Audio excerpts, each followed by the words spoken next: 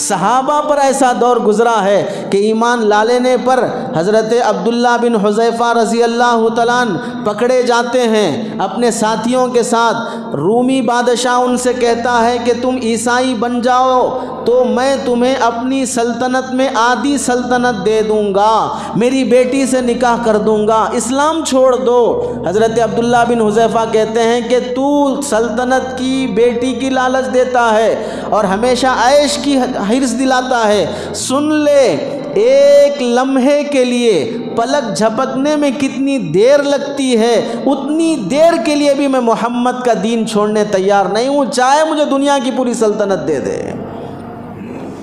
आज अगर अब्दुल्ला बिन हुज़ैफ़ा की जगह हम में से कोई होता और उसे कहा जाता कि तुम्हें प्राइम मिनिस्टर बनाया जाएगा, हमारी पार्टी की सीट दी जाएगी, तुम्हें फ़लाँ जगह पर बड़ा पोस्ट मिलेगा, शायद कोई अपने ईमान पर बाकी रहता। लोग तो अपनी चापलूसियों की खातिर ईमान का सौदा कर रहे हैं। क्या तुमने नहीं देखा है गलीज़ वसीम रिज़वी को किस वजह से वो अपना मज़हब छोड़ा है? अल्लाह ज़ालिमों का अंजाम दिखा देते हैं कि उसका रिज़ल्ट क्या निकलने वाला है।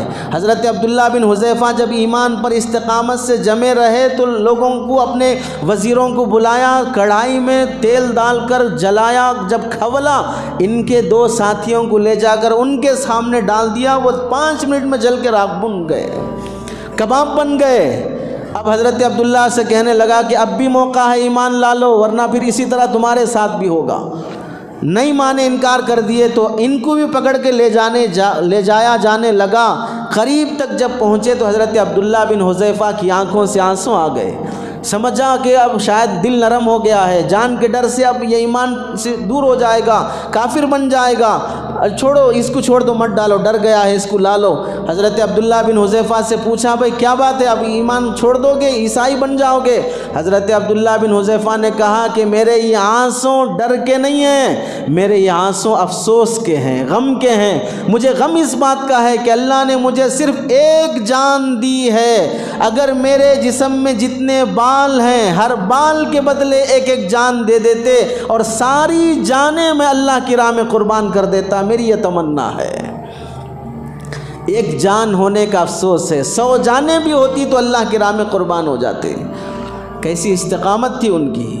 हज़रत हबीब बिन ज़ैद रज़ी अल्लाह तआला अन्हु सहाबी रसूल मुसैलमा कज़्ज़ाब उनको पकड़ लिया और अपने नबी होने का इकरार कराने लगा कि मोहम्मद नबी नहीं है, मैं नबी हूँ। हज़रत हबीब बिन ज़ैद रज़ी अल्लाह तआला ने फरमाया कि तू नबी हरगिज़ नहीं, तू झूठा है। अल्लाह के नबी ने फरमाया कि मेरे बाद कोई भी नबी आएगा तो झूठा होगा, वो नबी नहीं हो सकता।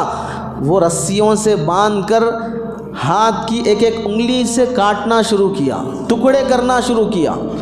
पहले बायां हाथ काटा, फिर इधर से एक एक हाथ के टुकड़े करते हुए दायां हाथ काटा, फिर पैर काटा, टुकड़े कर कर के उनकी मौत हुई। लेकिन आखिरी सांस तक भी ज़बान पर ला इलाहा इल्लल्लाह जारी था। मुसलमानों, बताओ क्या चीज़ थी उनके अंदर कि वो जान ऐसे दे देना भी गवारा करते थे। लेकिन ईमान की कदर उनके नज़दीक इतनी थी कि वो कभी भी एक लम्हे के लिए ईमान से हटना उन्होंने गवारा नहीं किया।